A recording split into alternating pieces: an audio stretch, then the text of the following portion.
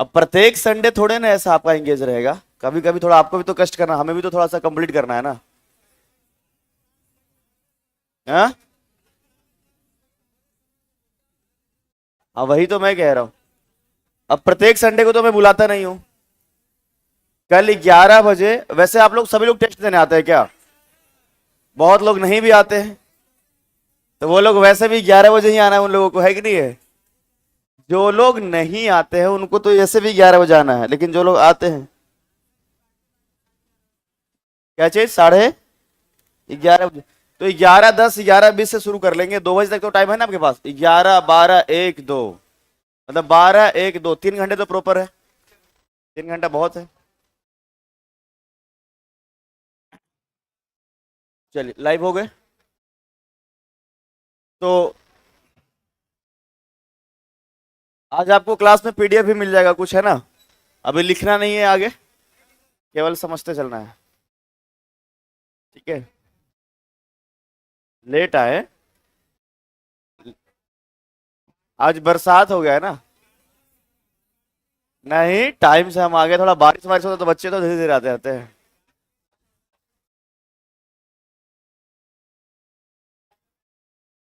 तो irrigation system, सिंचाई आप लोग समझ लिए थे कल क्लास में। 3 नहर आपको मुख्य रूप से याद रखना है, कौन कौन सा? त्रिवेणी नहर है ना, जो गंडक नदी पर है, और कोसी नहर, और सबसे पुराना कौन सा है, कब बना है? 1800। उसके बाद बताओ कि ये गंडक पर जो बना है त्रिवेणी नहर, वो देखो अब ये भी नहीं याद रहा आप लोग, जो याद करवाएं ज्यादा वही याद है, तो अच्छा है कम से कम बता देते हैं। चलो, बिहार में कृषि को जरा देख ले जाए एक नजर में। इसको आपको लिखना नहीं है, केवल समझते चलना है, ठीक है? तो हाँ मिल गया है, वो आप लोग को मिल जाएगा, क्लास के दरमियान ही मिल जाएगा, ठीक है? क्लास चलते हुए आप लोग को मिल जाएगा, क्लास के बाद नहीं। आप लोगों के इस बातों को मैंने सुन लिया है पहले कि लेट से बहुत लेट हो जाता है, इसलिए वो प्रिंट आउट होके आ चुका है, लेकिन जब क्लास चल रहा होगा उसी समय आपको मिल जाएगा। कृषि एवं पशुपालन, तो ठीक है, जो एग्रीकल्चर बिहार में, पहले इसको हम लोग देखेंगे एक एक करके, ठीक है? बिहार एक कृषि प्रधान राज्य है, ये लोग आप पहले से समझ गए होंगे, है ना? 90% से अधिक मिट्टी बिहार में जलोढ़ है ना? लगभग 95%, है ना? लगभग 95% मिट्टी जो है वो बिहार में एलुवियल है, यानी कि जलोढ़ है। तो जाहिर सी बात है कि जलोढ़ मिट्टी जो है वो अगर सबसे अधिक उर्वरक होता है ना, फर्टिलिटी पावर इसमें बहुत अधिक होता है, तो इसी कारण से यहां पर खेती भी, कृषि भी, एग्रीकल्चर भी बहुत बेहतरीन होगा। तो जिस प्रकार से हमने कहा कि लगभग 95% मिट्टियां बिहार का वो जलोढ़ मिट्टी है, जो कि है ना कृषि के लिए बहुत ही उपयोगी है, यहां पर एग्रीकल्चर के लिए। तो बिहार के लगभग 80%, कितना बोला हमने, 80% पीपल जो यहां है बिहार में, वो एग्रीकल्चर पर, कृषि पर आश्रित हैं। कितने प्रतिशत? लगभग 80% लोग यहाँ के हैं जो कि कृषि पर आश्रित है। यहाँ की भूमि भी 80% से अधिक है जो कि कृषि योग्य है, और यहाँ पे लगभग 80% पीपल जो है वो आपको याद रखना है कि ये सभी जो है कृषि पर आश्रित है, कृषि पर आधारित है। तो इसके कारण 2-3 है। पहला कि यहाँ का जो जमीन है, भूमि है, वो फ्लैट है, समतल है। तो जब समतल है, फ्लैट है यहाँ का जमीन, तो इस पर खेती करना थोड़ा आसान होता है। वही अगर मान लीजिए कि कहीं अगर हम सिक्किम चले गए, दार्जिलिंग चले गए, या फिर शिमला का, या फिर आसपास के उत्तराखंड के हिस्से को देखें, तो वहां पर फ्लैट जमीन नहीं है, तो खेती करना बड़ा मुश्किल है। इसीलिए वहां पर सीढ़ीनुमा खेती होता है, और वो भी बहुत कम होता है। ऐसा नहीं कि जितना संपन्नता से यहां हो रहा है, इतना संपन्नता से नहीं। आवाज थोड़ा सा कम कर दो, बहुत ज्यादा वॉल्यूम है, तो है ना, इधर का एग्जॉस्ट भी बंद कर दीजिएगा। तो खेती करने के लिए जो हमारे यहाँ का भूमि है वो सबसे ज्यादा उपयोगी है। तो पहला इसमें हमने बताया कि समतल का होना, दूसरा जलोढ़ मिट्टी का होना, ये भी एक बड़ा रीजन है, क्योंकि ऐसे कई सारे हिस्से हैं जहां एलुवियल सॉइल नहीं है, और नहीं है तो बाकी जो मिट्टी, अगर मान लीजिए लेटेराइट है, तो वहां पर जो फसल होगा, क्रॉप्स होंगे, वो एक तरफा होगा। मान लीजिए चाय हो गया, या फिर कुछ हो गया, बस केवल वही होगा, हर तरीके का फसल नहीं। लेकिन बिहार का मिट्टी ऐसा है, सॉइल ऐसा है कि यहाँ पर हर तरीके का फसल हो सकता है, जो कि एक आम इंसान को चाहिए। अब इसमें कहोगे कि हमको हमारे यहाँ एकदम से वैसा फसल जो ठंडा प्रदेश में होता है वो तो नहीं, लेकिन हमारे यहाँ सब्जी भी होता है, धान भी, गेहूं भी, मक्का भी। तो जनरली यही सब चीज जो है वो चाहिए किसी भी जगह पर, दाल का होना, ठीक है, मक्का का होना, गेहूं का होना, धान का होना, और ये सब के सब फसल जो है बिहार में होता है। तो फसल के दृष्टिकोण से बिहार की मिट्टियां संपन्न है, इस बात को आप समझिएगा। ऐसा नहीं है कि कुछ हम बाहर से बहुत बड़ा चीज है जो कि एक्सपोर्ट करते हैं। जिस जगह पर धान, गेहूं और दाल और एक सब्जी, ये चार चीज नहीं होता है, वहां पर जो है संपन्न इन मामले में नहीं माना जाता है। मतलब वो प्रोस्पेरिटी नहीं है वहां पर, जो कि जो है एग्रीकल्चर के पॉइंट ऑफ व्यू से होना चाहिए। तो कई सारे ऐसे देश हैं जहां के दूसरी जगह से जाता है। अरे कम से कम बिहार में तो ये है कि लगभग चीजें हो जाती है। मसाला में भी उतना संपन्न नहीं है, लेकिन फिर भी जो बेसिक नीड होता है वो हमारे यहाँ लगभग चीजें जो है वो हो जाता है। तो देश का सहयोग भी मिलता है, जो कि साउथ इंडिया में जो मसाले हमारे यहाँ मिलते हैं वो भी बिहार में जो है इंपोर्ट हो जाता है। तो इस कारण से हमें विदेश से ज्यादा कुछ मंगाने की जरूरत नहीं पड़ता है। नहीं तो कई ऐसे देश है जहां विदेशों से सब कुछ जाता है और वहां पर ज्यादा मुश्किल है, क्योंकि बेसिक नीड का चीज तो यही है ना। अगर ओवरऑल लाइफ स्टाइल में देखा जाए, बहुत सारे देश ऐसे हैं जहां की पानी ठीक से नहीं है। पानी ऐसा बेसिक नीड है कि हर एक व्यक्ति को चाहिए, चाहे अमीर हो या फिर गरीब हो। अगर तेल की बात किया जाए तो तेल सबको नीड नहीं है, जिसके पास कार है, मोटरसाइकिल है, उसी को जो है वो तेल चाहिए। बात समझ में आ रहा है? हर कोई को चाहिए। आपको ऐसा लग रहा है ना, आप अफ्रीका जाओ फिर आपको समझ में आएगा कि पानी महत्वपूर्ण है कि तेल महत्वपूर्ण है। समझ में आया कि नहीं आया? तो केनिया हो गया, बुरुंडी हो गया, नाइजीरिया हो गया, युगांडा हो गया, सब देश में जाकर घूमो एक बार, फिर पता चलेगा कि वो सबसे पूछोगे कि पेट्रोल और तेल, बोले ये क्या होता है, हमको तो केवल पानी चाहिए। पानी तो एकदम सबसे बेसिक है। ये समझ लीजिए कि तेल से ज्यादा कीमती पानी है। अगर देखा जाए तेल से ज्यादा कीमती पानी है। हाँ, जहां पर तेल बहुत अधिक है तो वो लोग पानी को खरीद ले रहे हैं, बात केवल ये है। बात समझ में आया? लेकिन अगर भारत जैसे देश में केवल तेल रहता, पानी नहीं रहता, बात समझ में आया, आधा से अधिक जनसंख्या भूखे मर जाती। बात समझ में? हाँ, मतलब भूखे प्यासे इन द सेंस वही हो गया। समझ में आया कि नहीं? तो कौन से देश में पेट्रोल तेल का होना ये बहुत मायने रखता है। अब भारत में इतना बड़ा जनसंख्या है, अगर मान लीजिए कि यहाँ पर कच्चा तेल रहता भी, कौन कौन जो है अपना तेल निकाल करके बेचते रहता है बताओ? यहाँ तो कम से कम कितना, 1 अरब 40 करोड़ लोग हैं लगभग, है ना। अभी सब के सब मालिक तो हो नहीं सकता है, तो या तो कहीं पर वर्कर रहेगा। लेकिन इतना बड़ा पॉपुलेशन जो है वो संभलता कैसे? आपको पता है दुबई का टोटल जो पॉपुलेशन है वो 33 लाख है। कितना है? पटना का पॉपुलेशन पता है आपको कितना है? 66 लाख है। पूरा दुबई कितना है? 33 लाख। और पूरा पटना कितना है? और कम से कम 10 पटना को ऐसा ही एकदम सामने से खरीद लेगा दुबई। जितना पटना पूरा है ना, जितना पटना का एरिया है या फिर जितना यहाँ का इंफ्रास्ट्रक्चर है, कम से कम 10 पटना को एक साथ खरीद सकता है। समझ में आया कि नहीं आया? हाँ, पॉसिबल नहीं है। आपको पता है दुबई के पास कितना पैसा है? अरे वो तो इसलिए कह रहे हैं क्योंकि हमको बेचना नहीं है।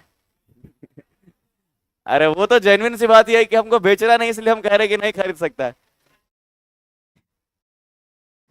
आदिवासी क्षेत्र, अरे दुबई का बुर्ज खलीफा देखे हो? लो तुम लोग दुबई शहर को तुम लोग देखा नहीं, पता है वहां पे टूरिस्ट लोग बहुत जाते हैं ना। उसने कर क्या दिया, जैसे समुद्र का जो हिस्सा है इसको काट कर करके ऐसा बना दिया है कि प्रत्येक व्यक्ति को समुद्र मिलेगा। जैसे समुद्र का हिस्सा था, इसको काट काट के ऐसे दोनों तरफ से होटल बना दिया है। मान लीजिए कि पूरा प्लेन समुद्र है, ठीक है, इसमें इसने कर क्या दिया है कि एक तरफ से ऐसे ऐसे कर दिया कि इसमें, है ना, दोनों तरफ से, तो ज्यादा से ज्यादा लोगों को मिले। इसका भी होटल मिलेगा जो कि एकदम समुद्र के किनारे रहेगा, इसका भी होटल, इसका भी होटल, इसका भी होटल। दिमाग कितना लगाया, समझ में आ रहा है? मतलब जो समुद्र का हिस्सा है उसमें भी जो है काट करके और जमीन बना करके प्रॉपर, और ऐसा दिखे कि दोनों तरफ का होटल जो, जैसे इसे नहीं बोलता है कि भाई कर्टन हटाए, पर्दा हटाए और सामने समुद्र ही समुद्र दिख रहा है, वो पूरा दुबई को ही ऐसा बना दिया है। बात समझ में आया कि नहीं आया? तो ये सब जो है यहाँ का इंफ्रास्ट्रक्चर है, ये लोग चाहते हैं किस तरीके से। दुबई तुम लोग मतलब देखे नहीं हो, कम से कम आधा से ज्यादा जो लोग हैं इंडिया के, जो लोग सेलिब्रिटीज होते हैं सब दुबई गए हुए रहते हैं। ठीक है। तो यहां पर बिहार में हम लोग को फिलहाल फसल पढ़ना है। ठीक है। तो एक तो खरीफ फसल होता है, रबी फसल होता है और जायद फसल। कितने प्रकार के? खरीफ होता है, रबी होता है और आपके जायद क्रॉप्स होते हैं। तो इसमें ध्यान में एकदम सीधा सेट कर लेना है। खरीफ बोले तो दिमाग में चलना चाहिए कि जो धान और धान के समय में जो उग रहा है, समझ में आ गया? जो पैडी है आपका धान के समय में। दूसरा रबी कहेगा तो दिमाग में एक बार माना चाहिए गेहूं। खरीफ बोलेगा तो धान, रबी बोलेगा तो गेहूं, और जायद में जितने भी आपको सब्जी या फिर उससे संबंधित फसल मिल रहा है सब के सब इसी में आ जाएगा। तो गर्मा फसल भी एक बोला जाएगा जो कि जायद में ही इंक्लूड रहेगा। बात समझ में आया? तो तीन याद रखना है, अब एक एक करके सबको देखेंगे। ठीक है। सबसे पहले खरीफ फसल। खरीफ फसल में जो है इसकी जो है बुआई जो है लगभग जून जुलाई में होता है। किस समय? एकदम गर्मी के समय में। किस समय? जून जुलाई और अगस्त, तीनों महीने में। अब थोड़ा सा जो यहाँ का मॉनसून है लेट चलते रहता है जनरली, तो इसी कारण से इसको कंसिडर आप लोग करिएगा जून जुलाई के साथ साथ अगस्त में, जून जुलाई के साथ साथ में। और इन फसलों को जो है, इन क्रॉप्स को अगर कहा जाए तो खेत से हटा लिया जाता है लगभग नवंबर दिसंबर के महीने में। कौन से महीने में? इन फसलों की बुआई कब होती है? जून जुलाई और अगस्त में। और कटाई कब होगा? तो दिमाग में सेट रखो कि धान की खेती, तो लगभग ये धान भी जो है बरसात जब आगमन होता है तो उसके बाद ही होता है। तो जून के महीने में बिहार में बरसात शुरू होता है। ठीक है। और जुलाई के महीने से लगभग जो है बिहार में धान की खेती की बुआई होने लगता है, मतलब धान की बुआई होने लग जाता है। तो यहां जो है अगर देखा जाए तो जुलाई से लेकर के है ना अगस्त तक होगा, और नवंबर दिसंबर के महीने में इन फसलों को काट लिया जाएगा। तो कौन कौन सा है इसमें? जैसे कि मक्का है, ज्वार है, बाजरा है, ठीक है, और उसके अलावे अरहर है। ये सभी फसल जो है वो आपके हैं। अब इसको भी दो भाग में बांटा गया है, एक अगहनी है और दूसरा जो है इसमें याद रखना है भदई है। ये जनरली जो है सब्जियों के पॉइंट ऑफ व्यू से आपके लिए रहेगा, पर ज्यादा इसको आपको याद नहीं रखना। अगहनी, जैसे कि अगर देखा जाए तो हमारे यहाँ जब हिंदी महीना होता है, हिंदी महीना में एक होता है अगहन, होता है ना, अगहन, पूस, माघ, फागुन, चैत, बैसाख, ऐसा होता है कि नहीं? सबको पता है पहला महीना कौन सा होता है? चैत होता है ना, जो फाल्गुन के बाद चैत, बैसाख, जेठ, आषाढ़, सावन, भादो, माघ, फागुन, आश्विन, कार्तिक। हाँ? नहीं सही है। अभी अभी अभी कौन सा महीना खत्म हुआ है या होने वाला है? अरे ये भदई का महीना जो है ना, भादो जो है वही तो चल रहा है। उसके बाद कौन सा होगा? आश्विन होगा। आश्विन होगा ना। अभी भाद्रपद चल रहा है ना जी, इसी समय तो खरमास बोलते हैं। नहीं समझ में? तो इसके बाद जो है आश्विन आएगा, और इस समय बिहार में जो गया में है वहां पितृपक्ष मेला लगेगा। कौन सा महीना में लगता है? आश्विन महीना में जो है वो यहाँ पर पितृपक्ष लगता है। तो हिंदी महीना भी आपको याद रखना जरूरी है। तो इसमें अगहनी मतलब सीधे समझ लीजिए कि ठंडा का समय है। किस समय है? अरे अगहन मतलब ठंडा का ही समय में रहेगा ना। कौन कौन सा महीना देखो, कार्तिक, अगहन, पूस, ये तीन महीना जो है एकदम ठंडा रहेगा। समझ में आया कि नहीं? कार्तिक के महीने में कौन सा रहेगा? कौन कौन सा बताओ पर्व है हमारे यहाँ? सबसे प्रमुख छठ पूजा। कौन सा? कार्तिक में ही होता है ना, कार्तिक पूर्णिमा को, है ना? तो पूर्णिमा को नहीं, लेकिन कार्तिक महीने में है ना। ओके ठीक है, कार्तिक महीने में। तो ये याद रखना है। अब सीक्वेंस में याद रहेगा कौन सा महीने से होता है तब ने? आश्विन, कार्तिक, अगहन, पूस। कार्तिक, अगहन और पूस सबसे ज्यादा जो है यहाँ पर ठंडा रहेगा। तो अगहनी फसल में समझ लीजिए कि अगहन के महीने में, अभी से ठीक एक महीना के बाद, तो इसमें जो है इसको जो है नवंबर दिसंबर में लगभग काटा जाता है, जिसमें कि धान, गन्ना तथा कुछ सब्जी है आपका। धान गन्ना के साथ साथ कुछ कुछ सब्जियां रहेगा। भदई फसल को देखेंगे, भदई क्रॉप्स, इसको ऐसे भी याद रखना है, भदई इंग्लिश में भी ऐसे ही रहेगा आपको। मई जून के महीने में बुआई होगा तथा जुलाई अगस्त के महीने में जो है तैयार हो जाएगा। जैसे मक्का है और आपका जूट है, याद रहेगा। तो खरीफ फसल को दो भागों में बांटा गया है, एक अगहनी है और दूसरा भदई के समय में ज्यादा सब्जी मिलेगा, ठीक है। और एक अघन वाला जो अघनी है उसमें भी मिलेगा, लेकिन दोनों में थोड़ा थोड़ा चेंजेस रहेंगे। आपको केवल नाम याद रखना है, फसल मुझे नहीं लगता है कि अलग करके आपसे पूछा भी जाएगा, ठीक है। आगे बढ़े हम लोग। रबी फसल देखो सभी लोग, तो इसमें जो है इसका बुआई जो होता है अक्टूबर नवंबर के महीने में, अक्टूबर नवंबर के महीने में होता है, और इसको काटा जाता है लगभग मार्च अप्रैल के महीने में। एक साथ सीक्वेंस में सेट रखो ना। देखो अगर खरीफ बोलेगा तो जून जुलाई नवंबर दिसंबर, और इसका जो बुआई होगा वो होगा अक्टूबर नवंबर, और कटाई कब होगा बताओ। खरीफ बताओ कब से कब तक याद रखोगे? जून जुलाई से, जून जुलाई से बताओ कहां तक? जून जुलाई में अगर है ना ये, अगर इसमें लग रहा है तो फिर कब कटेगा? नवंबर दिसंबर, और इसी समय से फिर रबी, ठीक है। तो रबी लगभग अक्टूबर नवंबर, इसी समय अक्टूबर नवंबर। बताओ कटेगा ये कब? मार्च अप्रैल, मार्च से अप्रैल। यही दोनों आपको मेनली याद रखना है, ठीक है। और इसके बाद जो रहेगा वो जायद रहेगा फिर जून जुलाई से लेकर के। अब सीधे याद रखना बरसात का समय, और बरसात का समय मतलब जून जुलाई। दिमाग में सेट नहीं है? बिहार में मॉनसून कब आता है? कब आता है बोलो, जून जुलाई मत बोलो। जून के मध्य में, मिड जून में आता है ना, तो उसके लगभग ठीक 15 से 20 दिन के बाद जो है यहां पर धान की खेती लगना शुरू हो जाएगा। तो जून जुलाई से लेकर के इसका बुआई शुरू होगा, और ये कब तक जो है नवंबर अक्टूबर नवंबर तक के, नवंबर दिसंबर तक के रहेगा। और उसके बाद गेहूं लग जाता है, तो अक्टूबर नवंबर में गेहूं लगेगा, और मार्च और अप्रैल में ये गेहूं काट लिया जाएगा। क्लियर है सभी को?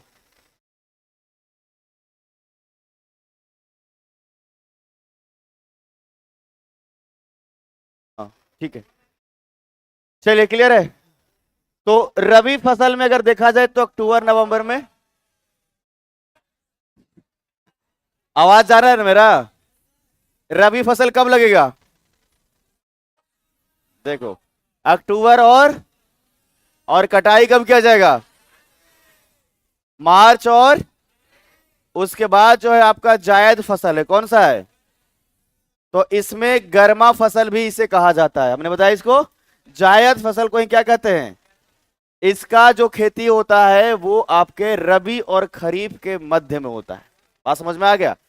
तो मार्च महीने में लगभग अप्रैल महीने में अगर काट लिया जाए तो मई जून जुलाई लगभग इस समय का जो टाइम है, इसी में जो है आपका ये जायद फसल होता है।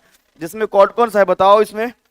जैसे प्याज हो गया, मक्का हो गया, मडुआ हो गया, मूंग हो गया, ठीक है। और इसमें जैसे कुछ तरबूज हो गए, खरबूज हो गए, ये सभी के सभी इसी में रहेगा। तो अब कौन कौन सा फसल बिहार में होता है जरा ध्यान से देखने के, क्यों है ना। तो बिहार के कृषि मुख्य रूप से मानसून पर आश्रित है, मतलब जैसा बरसात होगा उस हिसाब से यहाँ पर खेती होगा। चावल जो है बिहार का सबसे प्रमुख खाद्यान्न फसल है, और 3-4 तो आपको शुरुआत का याद रखना है। खाद्यान्न फसल मैं बता दे रहा हूं, यहां से प्रश्न पूछे जाते हैं। अगर खाद्यान्न फसल में अगर कहा जाए, खाद्यान्न फसल मतलब सबसे अधिक जो हमारे लिए उपयोगी है, जिसका सबसे ज्यादा यूटिलाइज हम लोग करते हैं, सबसे पहला अगर कहा जाए तो इसमें धान याद रखना है। क्या याद रखना है? दूसरे नंबर पर गेहूं याद रखना है। क्या याद रखोगे? और तीसरे नंबर पे मक्का याद रखोगे। क्या याद रखोगे? और चौथे नंबर पर दलहनी फसल याद रखोगे। ये 4 याद रखना ही रखना है आपको। बिहार में सबसे अधिक धान रोहतास में होता है। कहां होता है? बिहार में सबसे अधिक गेहूं रोहतास में होता है। बिहार में सबसे अधिक मक्का कटिहार में होता है। बिहार में सबसे अधिक दलहन पटना के टाल क्षेत्र में होता है। समझ में आया? अब देखो हमने आपको बताया था कि धान और गेहूं के लिए, खास करके धान के लिए सबसे उपयोगी अगर देखा जाए तो उत्तर बिहार की मिट्टियां हैं। किधर है? उत्तर बिहार की मिट्टियां। लेकिन सबसे अधिक धान होता कहां है? अरे दक्षिण बिहार में है ना, रोहतास। और इसका सबसे मेन कारण क्या है? सिंचाई व्यवस्था दक्षिण बिहार में सोन नहर का। आपको हमने इस बात को भी बताया था कि पूरे बिहार में सबसे अधिक सिंचित जिला कोई अगर है, इरिगेशन सिस्टम सबसे बेहतरीन अगर कहेंगे तो रोहतास में। कहां है? तो सबसे अधिक पानी से सिंचाई जो होता है रोहतास में होता है, और इसी कारण से जो है बारिश कम होने के बावजूद भी सबसे बेहतरीन धान की खेती भी और गेहूं की खेती भी। तो इसीलिए तो कहा जाता है ना कि डेवलपमेंट के लिए इंफ्रास्ट्रक्चर बेहतरीन होना चाहिए। जरूरी नहीं है कि जिस तरीके से हमें प्रकृति ने बना दिया उसी तरीके से रहने दे। आपको पता है पूरे दुनिया में सबसे ज्यादा भूकंप जो है वो जापान में आता है, पता है ना? वहां ऐसा कहा जाता है कि प्रत्येक 4 सेकंड में एक बार भूकंप कहीं ना कहीं आ जाता है। 4 सेकंड, 1 2 3 4, कहीं ना कहीं भूकंप आ गया। समझ में आया? और पूरे दुनिया का सबसे तेजी से बनने वाला सड़क जो है वो जापान में ही है। मतलब आज सड़क टूटा कल बन जाएगा। समझ में आई कि नहीं आया? जो सुजुकी कंपनी है कार की, वो जो है कहां की है? अरे वो जापान की कंपनी है, ठीक है। और जापान में सबसे अधिक तेजी से पूरे दुनिया में सबसे ज्यादा सुजुकी का कार बिकता है, पता है ये बात आपको? मतलब इतना तेजी से कार बना रहा है। अब सोचो सब एक दूसरे से संबंधित है। सबसे ज्यादा भूकंप आना, सबसे ज्यादा रोड का टूटना, और सबसे तेजी से रोड का टूटना, और फटाफट कार का भी बनाना, और वो भी 0 सेफ्टी रेटिंग वाला। सुजुकी का कार जो सुजुकी का कार 0 सेफ्टी रेटिंग का कार होता है। उसमें वो लोग खुद कॉस्को बॉल से टूट जाता है। बोला बुलेट सामने से धक्का मार दे आगे से चिपक जाए। तो इसमें जापान वाले लोगों को क्या तर्क है भाई?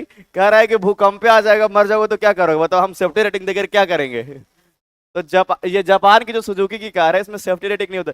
इंडिया की कंपनी है टाटा, उसमें 5 स्टार सेफ्टी रेटिंग रहता है। समझ में आया कि नहीं आया? तो इसका कारण भी है, यहां पर लोगों का कोई भी, ना तो गवर्नमेंट का ना फिर यहाँ पे लोगों का, रोड पर कोई भी किसी तरीके से कोई रूल रेगुलेशन नहीं है। सामने जा रहा है, अगर रेड लाइट जल रहा है तो गाड़ी चल ही रहा है। समझ में आया कि नहीं? अगर तुम गलती से रुकोगे तो पीछे वाला मार देगा। इसलिए गाड़ी मजबूत बनाता है वो। समझ में आया कि नहीं? नहीं ऐसा कहा था ना कि लोहा का मतलब लोहा में टाटा और जूता में बाटा और घड़ी में सोनाटा। समझ में आया कि नहीं? और आदमी में नाटा, बहुत टिकाऊ होता है। समझ में? ये बहुत बड़ा कहावत है, समझे? लोहा में टाटा, जूता में बाटा, घड़ी में सोनाटा और आदमी में नाटा। तो 4 फसल जो सबसे ज्यादा हमें यूटिलाइज होता है, सबसे पहला कौन सा है? धान, उसके बाद गेहूं, मक्का और दलहन। याद रहेगा? सर्वाधिक चावल का उत्पादन बिहार में कहां होता है? लगभग 947,000 टन, और रोहतास से खूब एक्सपोर्ट भी होता है चावल, ठीक है। उसके बाद दूसरे नंबर पर बताना, दूसरे नंबर पर औरंगाबाद। सबसे अधिक कहां? दूसरे नंबर पर। सबसे कम होता है जो कि बेगूसराय में। सबसे कम कहां होता है? सबसे कम कहां होता है? बेगूसराय। दूसरे नंबर पर हम गेहूं की अगर बात करें तो गेहूं भी सबसे अधिक। धान के बाद गेहूं बिहार का दूसरा प्रमुख खाद्यान्न फसल है जिसका सबसे ज्यादा यूटिलाइज हम लोग करते हैं। बिहार के लोग सबसे ज्यादा चावल खाते हैं, और उसके बाद दूसरे नंबर पर क्या? रोटी। गेहूं नहीं, रोटी ही खाते हैं। समझ में आया? तो इसमें दूसरा प्रमुख खाद्यान्न फसल है। और अगर इसमें भी कहा जाए तो इसमें याद रखना है कि सबसे अधिक नंबर 1 पे रोहतास में होता है। कहां होता है? रोहतास में ये होता है। नवंबर दिसंबर में जो है इसको बीज बोया जाता था, मार्च अप्रैल में काट लिया जाता है। गेहूं के उत्पादन में बिहार देश का 6ठा स्थान है। सबसे ज्यादा कहां मिलता है ये? है ना, रोहतास। जबकि सबसे कम जो है वो मिलेगा अरवल में। सबसे कम। धान सबसे कम कहां था? धान सबसे कम बेगूसराय। और अगर गेहूं सबसे कम कहे तो अरवल में होता है। चलो, तीसरा प्रमुख अगर कहा जाए तो खाद्यान्न फसल कौन सा है? मक्का है। सर्वाधिक मक्का बिहार के कटिहार में होता है। कहां होता है? लेकिन मक्के का घर किसको कहते हैं? बेगूसराय को। मक्के का घर किसको कहते हैं? बेगूसराय। बताओ मक्के के लिए सबसे उपयुक्त मिट्टी? पढ़ा है कि नहीं पढ़ा है? हाँ, बता दो जरा, बलसुंदरी मिट्टी कहाँ कहाँ मिलता है? झारखंड में।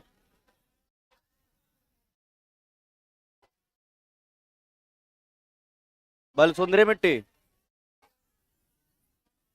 हाँ, गोपालगंज, सारण, सिवान, और थोड़ा थोड़ा जैसे मुजफ्फरपुर, बेगूसराय, पूर्णिया।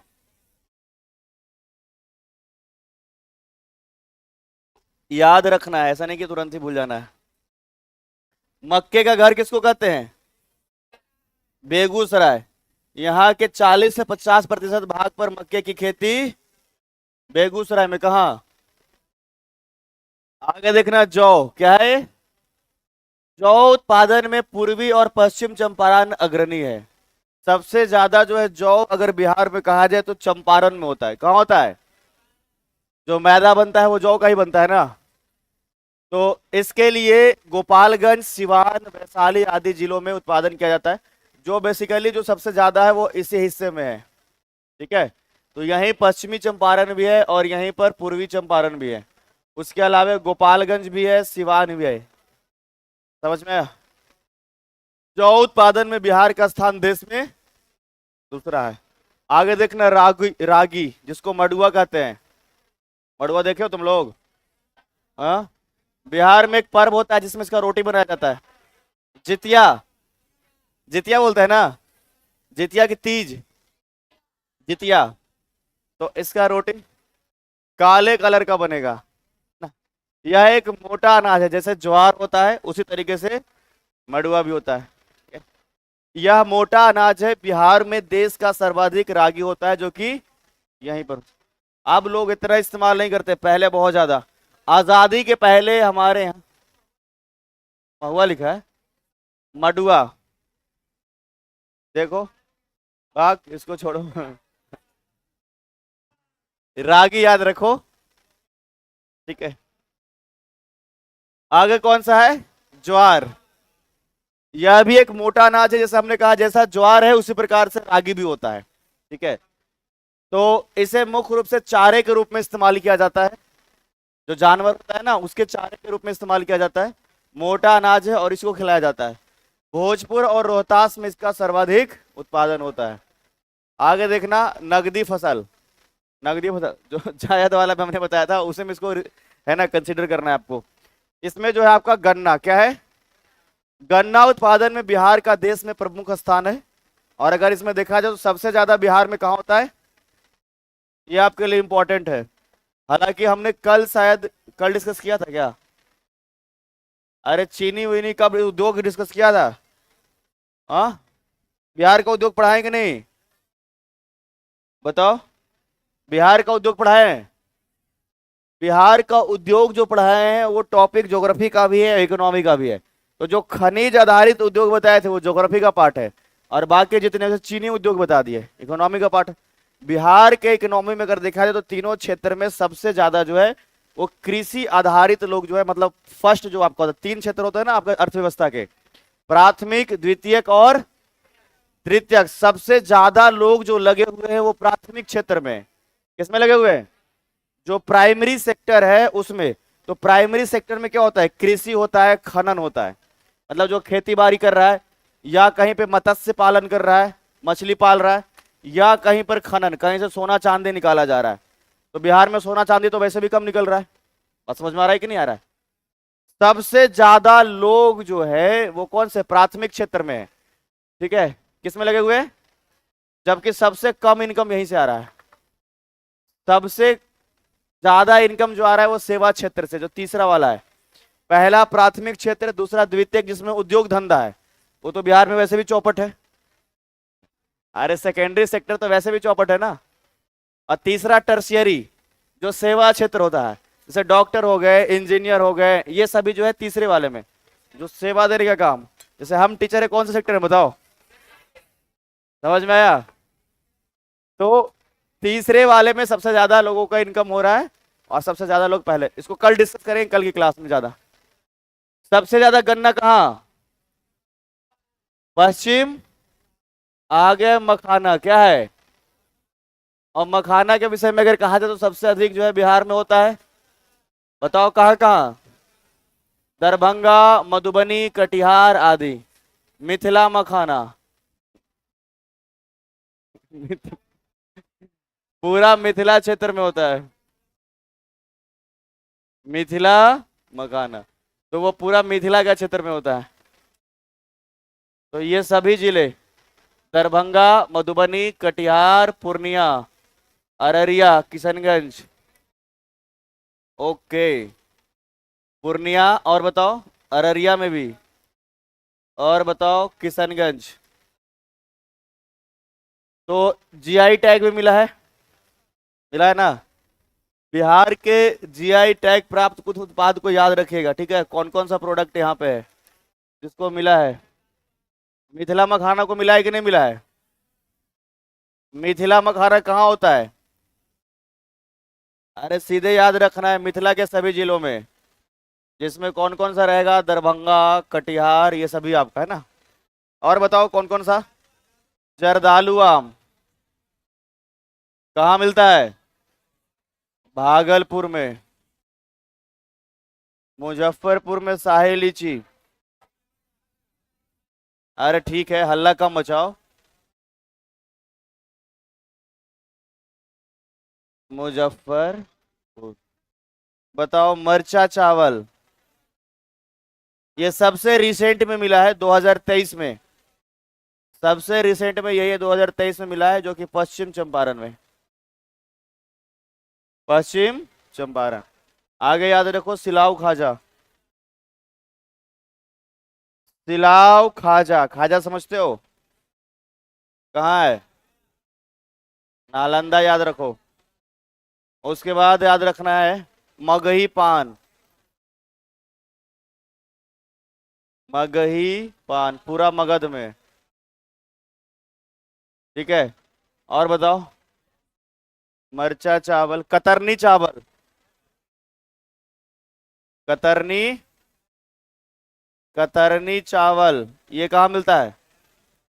हाँ बताओ, पता है नहीं, खाली हल्ला हल्ला करता है तुम लोग, ठीक है? दो बता देना।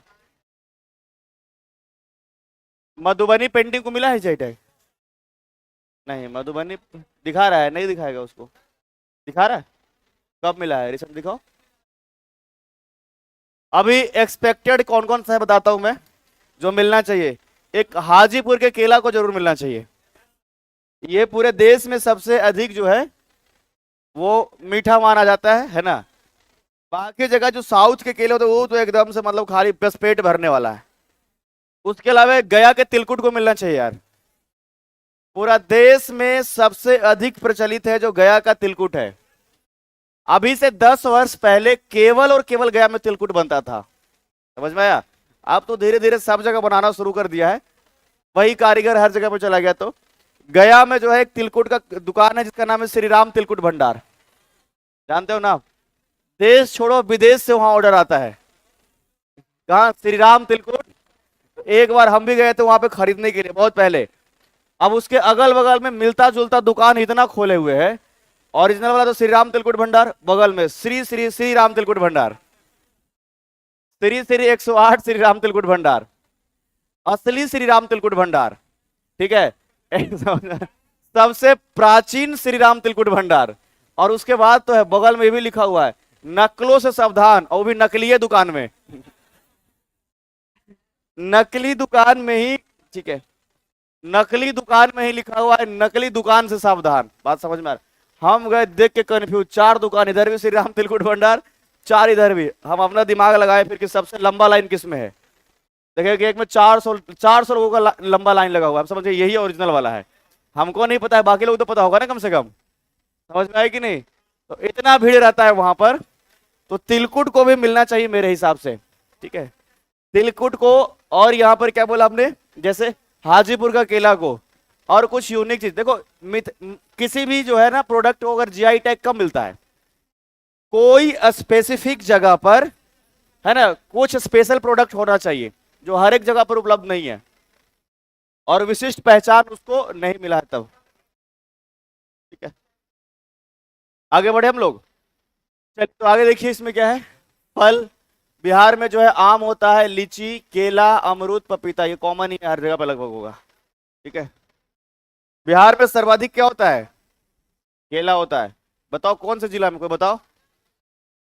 भागलपुर, वैशाली, यही पता है। खाली चाय चाय करना है, खाली मधेपुरा में सबसे ज्यादा होता है। समझ में आया? सबसे ज्यादा केला कहाँ होता है? तुम लोग तुरंत लगने लगा यहाँ वहां। अरे हाजीपुर का केला स्पेशल है, ऐसा थोड़े नहीं कि सबसे ज्यादा वहीं पर होता है। उसको बोलते चिनिया केला, बहुत मीठा रहता है इसलिए। ठीक है। चाय सबसे अधिक कहाँ होता है? ठीक है। और इसके अलावा चाय होता है पूर्णिया, अररिया तथा। जूट सबसे अधिक कहाँ होता है? जूट सबसे अधिक पूर्णिया में, इसीलिए जूट पार्क भी बनाया गया है यहाँ पे, है ना। पूर्णिया में क्या है? तो यहाँ पर एक जगह है जिसका नाम है मरांग, मरंगा। चलो तुम लोग वहां के लोग बोल रहे हो तो बता देते हैं भाई। मरंगा में पूर्णिया जूट पार्क बनाया ना, इसका नाम ही है पूर्णिया जूट पार्क।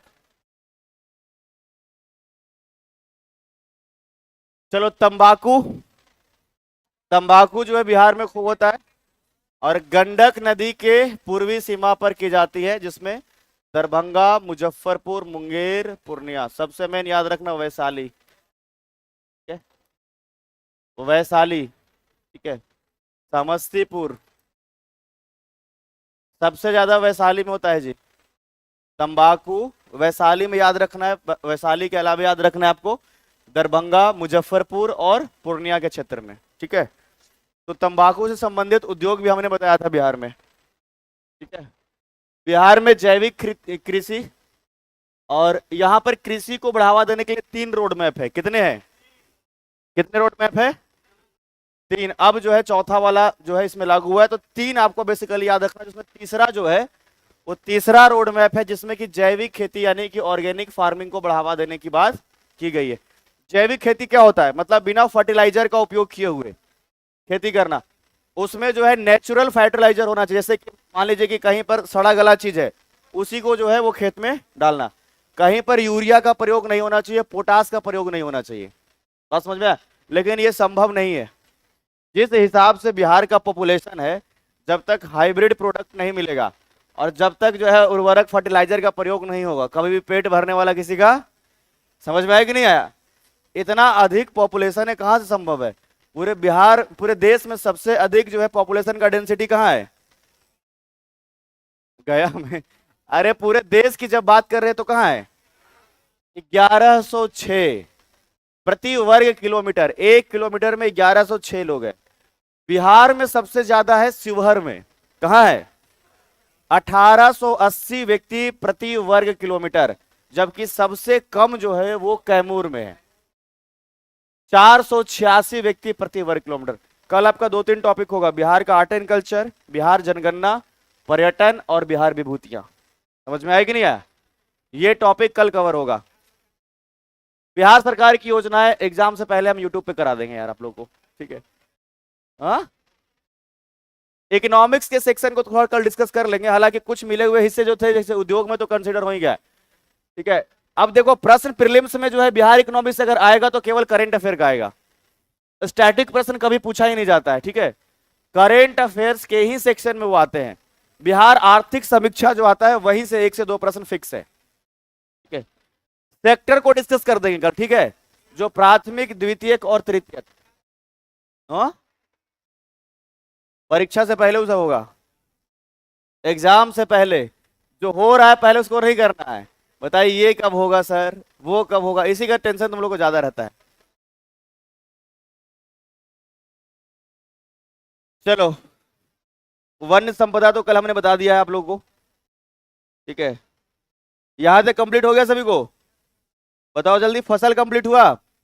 आगे बढ़े हम लोग? चलो, नहीं वो तो आपका नोट्स मिल गया, एक मिला है अभी। अभी एक और मिलने वाला है, तुरंत ही मिलेगा। सब मिल जाएगा, टेंशन मत लो। हम पहले ही बोल करके आए कि क्लास में मिल जाना चाहिए सभी। ठीक है, इसमें क्या दिया हुआ जो मिला आप लोग को? हाँ, क्वालिटी वाला मिला है।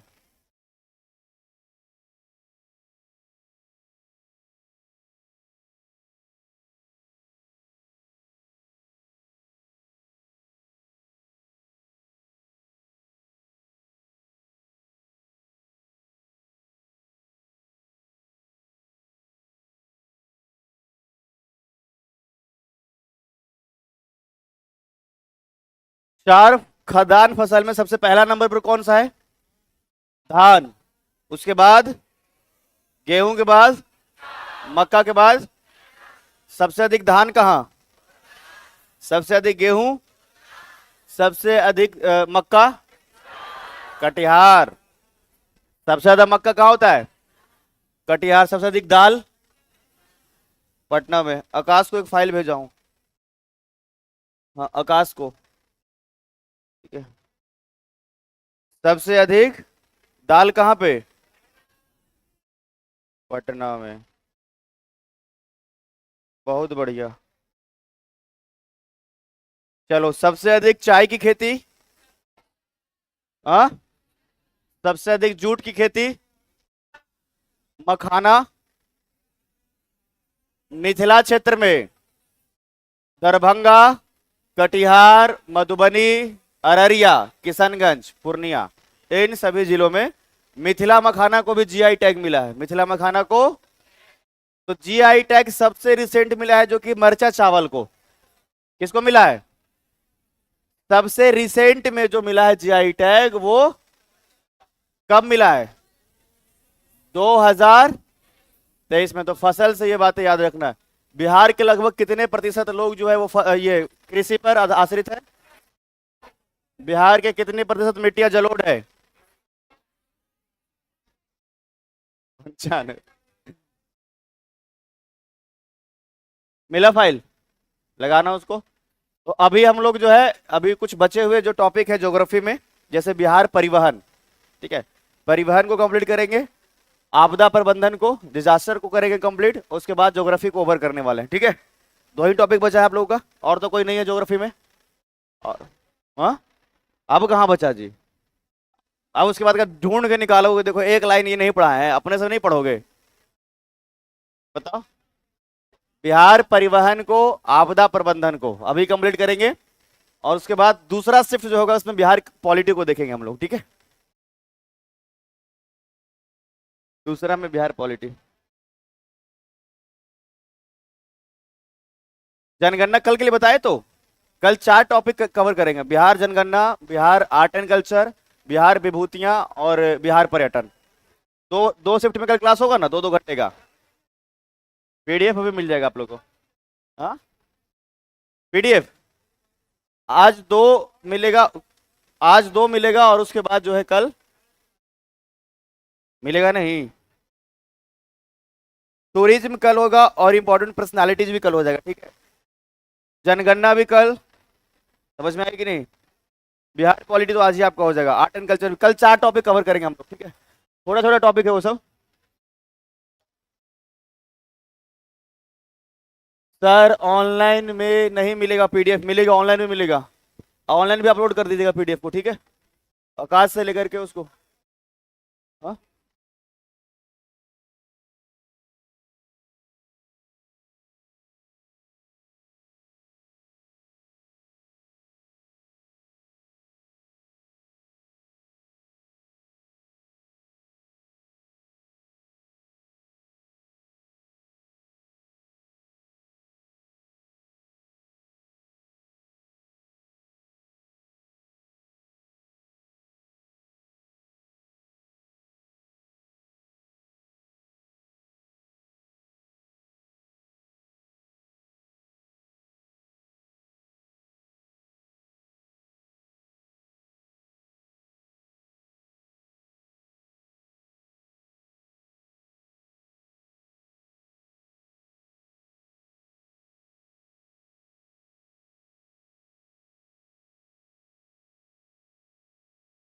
आपदा प्रबंधन, डिजास्टर मैनेजमेंट बिहार में कैसा है जरा देखा जाए।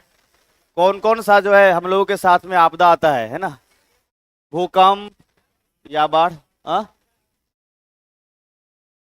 पढ़ा रहे हैं, पहले पढ़ ही नहीं रहे हो। ये होगा कब होगा वो सब पढ़ाएंगे, ठीक है बैठो। हद है, ये कब होगा वो कब होगा। जो ये जब ये नहीं पढ़ा रहे थे तो यही करवाना है। हाँ, अगर जो मन में जो पूछ रहे तुम लोग बताओ, इसीलिए तुम लोग कहते हैं जब पढ़ना है वो नहीं। जब ये नहीं पढ़ा रहे थे तो कल कह रहे थे कि सर ये कब पढ़ाओगे। अरे एक एक करके ही सबको बताएंगे ना।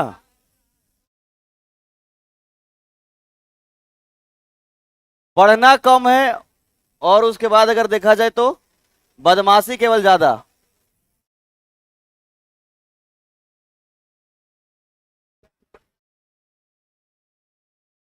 सबसे बड़ा डिजास्टर अगर कहा जाए बिहार में तो वो है बाढ़ का आना, है ना, फ्लड्स। और अगर बाढ़ कहा जाए तो बिहार के 38 जिलों में से 28 जिले ऐसे हैं जो कि बाढ़ प्रभावित है। 38 में से कितना? 38 में से 28 जिले, 38 जो है ना, इसमें से कितना? 28 आउट ऑफ 38, जिसमें कि 15 जिले ऐसे हैं कि जिसमें सबसे अधिक बाढ़ आता है। 13 जिले ऐसे हैं जिसमें कि बाढ़ की संभावना कम रहती है। जैसे भागलपुर, जो बच्चे कह रहे थे कि बाढ़ आ गया, तो कम बाढ़ वाला हिस्सा है भागलपुर। बाढ़ का अत्यधिक प्रभाव उत्तर बिहार में देखा जाता है। बिहार का बाढ़ग्रस्त क्षेत्र भारत के कुल क्षेत्र का 16.5% है। गंगा का उत्तर, लेकिन दक्षिण जो उत्तर पश्चिम को छोड़ करके, मतलब चंपारण, पश्चिम चंपारण, गोपालगंज, सारण और सिवान, इन हिस्से को छोड़ करके बाकी हिस्से में। ये सब समझ में आता है कि नहीं आता, ये बताओ पहले हमको। हाँ, मिट्टी में पढ़ाए थे, नदी में भी पढ़ाए थे कि इस हिस्से में बाढ़ नहीं आएगा, उत्तर बिहार में भी। जो यहाँ का जैसे पश्चिम चंपारण का जिला है,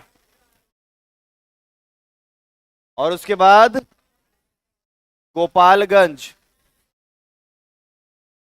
सिवान, और यहां पर बाढ़ नहीं आएगा।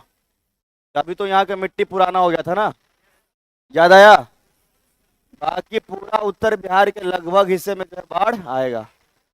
बिहार एक मैदानी राज्य है जहां की मुख्य आपदा बाढ़ है। इसके अतिरिक्त बिहार में सूखा आता है। सूखा जैसे ही कहेगा तो दक्षिण, समझ में आया कि नहीं आया?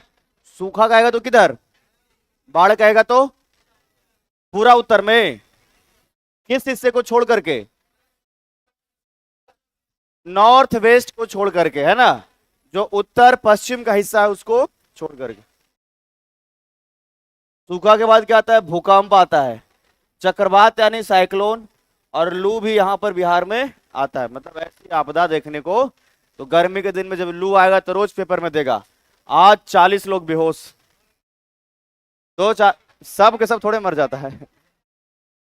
40 लोग बेहोश, 4 मरे, ऐसा लिखा नहीं रहता। सूबे में सर्वाधिक गर्मी, लू के चपेट में 40 लोग, जिसमें 4 मरे। समझ में आया? ऐसा लिखा हो नहीं रहता है। डीएम ने दिया आदेश घर से बाहर नहीं निकलो, लेकिन क्रिकेट खेलने वाले बच्चे निकलेंगे। कोई निकले चाहे नहीं, क्रिकेट तो भाई चलते रहेगा। तो बाढ़ आने का कारण क्या क्या है, ध्यान से देखना। जल प्रबंधन का अभाव, ये सबसे मेन रीजन है। मतलब वाटर का जो मैनेजमेंट है वो ठीक नहीं है। पानी आ रहा है, कहां जा रहा है पता ही नहीं है। कोसी नदी के आसपास में जितने भी गांव हैं सब इसीलिए तो चपेट में आ रहा है। पानी का कोई मैनेजमेंट। बरसात भी 2 महीने से अधिक रहता है बिहार में, ठीक है। उत्तर बिहार की नदियों में बरसात में पानी भी अधिक होता है। कई जगह पर जो है बांध जो है वो भी टूट जाता है। सूखा, मानसून की अनिश्चितता तथा जल में अवैज्ञानिक दोहन के कारण सूखा की स्थिति उत्पन्न होता है साउथ बिहार में। बिहार के लगभग 20% क्षेत्र सूखे से प्रभावित होता है, जिसमें दक्षिण बिहार सबसे अधिक सूखा पड़ेगा, जो कि दक्षिण में औरंगाबाद, गया, नवादा, ठीक है, अरवल, जहानाबाद। समझ में आया? अरे मैप पर ये सब चीज को समझ रहे हो कि नहीं समझ रहे हो? समझ में आ रहा है? ये सब उत्तर बिहार में है ना? किधर है? यस सर बोलने वाले कितने हैं वो भी देख रहे थे। तो सूखा कहाँ आएगा? आपको एग्जाम्पल हमने दिया था ना, उत्तर बिहार सबसे अधिक बाढ़ से प्रभावित, दक्षिण बिहार सबसे अधिक, और मध्य बिहार सबसे अधिक पुल गिरने से प्रभावित। अरे ये भी तो आपदा हुआ कि नहीं, हमारे लिए हुआ। चलते चलते पुल गिर जा रहा है, बताओ। शादी वाला कहानी केवल तुमको याद है। तो सूखा नियंत्रण के लिए आधुनिक सिंचाई पद्धति जैसे, है ना, सिंचाई फव्वारा, ये सब कितना सफल होगा। ऊपर से पानी फेंकना, ये सब कितना सफल होगा। चलो भूकंप को देखते हैं हम लोग। केवल रोहतास बचे हुए हैं और रोहतास के आसपास के कुछ हिस्से, जो कि सोन नहर के कारण। समझ में आया कि नहीं। अगर सोन नहर नहीं होता तो दक्षिण में अकाल जैसी स्थिति प्रत्येक वर्ष आता। अगर सोन नहर नहीं होता, क्योंकि एक तरफ बक्सर और भोजपुर की तरफ पानी चला जाता है और इधर थोड़ा गया में भी आ जाता है, अरवल में भी और औरंगाबाद में भी। सोन नहर का पानी गया में भी पहुंच रहा है, बहुत अधिक नहीं है, औरंगाबाद में अधिक है और अरवल में अधिक है। तो ये नहर के होने के कारण भी। भूकंप जो है बिहार के भौगोलिक अवस्थिति हिमालय के नजदीक होने के कारण में होता है। जो हिमालय के सबसे नजदीक है उधर भूकंप अधिक आएगा। तो जैसे कृषि जलवायु क्षेत्र हमने बताया था, उसी प्रकार से भूकंप को लेकर के, अर्थक्वेक को लेकर के जोन बनाया गया है कि कौन कौन से हिस्से में कितना ज्यादा भूकंप आएगा। और वो जोन में नंबरिंग है 5, 4 और 3। 3 नंबर का जोन है, 4 नंबर का जोन है, और जैसे हम एग्रीकल्चर को लेकर के बताया था ना कि 4 जोन थे। कितने थे? 1, 2, 3 का ए, 3 का बी। समझ में आया। सबसे अधिक जो है किस में बढ़ाता था? जोन दूसरा में। इसको बताने के चक्कर में उसको मत भूल जाना। कितना जोन था जी? ये कौन सा था जोन? जोन 2 था यहाँ पे, और यहाँ, और यहाँ। बताओ सबसे अधिक जो है फ्लड, बाढ़ कहाँ आएगा? जोन 2 में ही आएगा ना। कारण क्या है कि ये उत्तर पूर्व हिस्सा है, किशनगंज का हिस्सा है। तो यहां भूकंप में भी ऐसे प्रश्न पूछे जाएगा तुमसे कि सबसे ज्यादा भूकंप कौन सा जोन में आता है, पूछा था। कितना जोन है इसमें? 3, 4 और 3, 4 और। तो चारों जोन को देखो एक करके। सबसे पहला देखेंगे जोन 5, जहां सबसे अधिक भूकंप आने की संभावना। समझ में आया। तो हिमालय के जो सबसे नजदीक है वो भूकंप 5 होगा, मतलब ये जोन 5। और इसमें कौन कौन सा है? किशनगंज, सहरसा, सुपौल, मधेपुरा, अररिया, सीतामढ़ी, दरभंगा, मधुबनी। सब जो है सब के सब नजदीक है कि नहीं नजदीक है? किसके नजदीक है? बिहार में भूकंप का ज्यादा आना मतलब हिमालय के सबसे, जितना हिमालय के नजदीक होगा जिले उतना अधिक भूकंप यहां पर। तो जो जोन 5 है वो सबसे अधिक जो है डेंजर जोन है। सबसे ज्यादा भूकंप यहीं पर आएगा ना। अर्थक्वेक सबसे ज्यादा कहां आएगा? जोन कौन था? 5 में। जोन 4 जिसमें कि मध्यम प्रबलता, मतलब कि बहुत अधिक भी नहीं बहुत कम भी नहीं। तो इसमें जो जोन में देखा जाए तो पूर्वी चंपारण, पश्चिम चंपारण, सारण, वैशाली, पटना, सिवान, शिवहर। तो बिहार के मैप में सीधा देखो, जहां जिस क्षेत्र में बाढ़ कम आ रहा था ये जनरली वही वाला हिस्सा है। दिख रहा है? इस हिस्से में जो है भूकंप कम आ रहा है। जोन 3 निम्न प्रबलता, तो इसमें जितने भी दक्षिण के जिले जनरली होंगे वही होंगे। गया, औरंगाबाद, रोहतास, कैमूर, बक्सर, भोजपुर। और बताओ कितना जोन टोटल? बताओ। 3 जोन। सबसे ज्यादा भूकंप कौन से जोन में? सबसे कम किसमें? सबसे कम जोन 3 मतलब कि दक्षिण बिहार। सबसे इस बिहार का ही तो ये जोन बांटा हुआ है। पूरा बिहार अगर इंडिया के रेस्पेक्ट में तो शायद मध्यम में आएगा, आई गेस सो। 4 में आता है। तो 4 क्या है? ठीक समझ में आया। तो हमने हालांकि ये भी जो है एक्चुअल में जो बताया है ये अनुमान के तौर पर ही बताया है। ज्योग्राफी वाले ये आपके जो अजीत सर है वो इसमें उनके साथ में डिस्कस करिए इन सब चीजों को, है ना।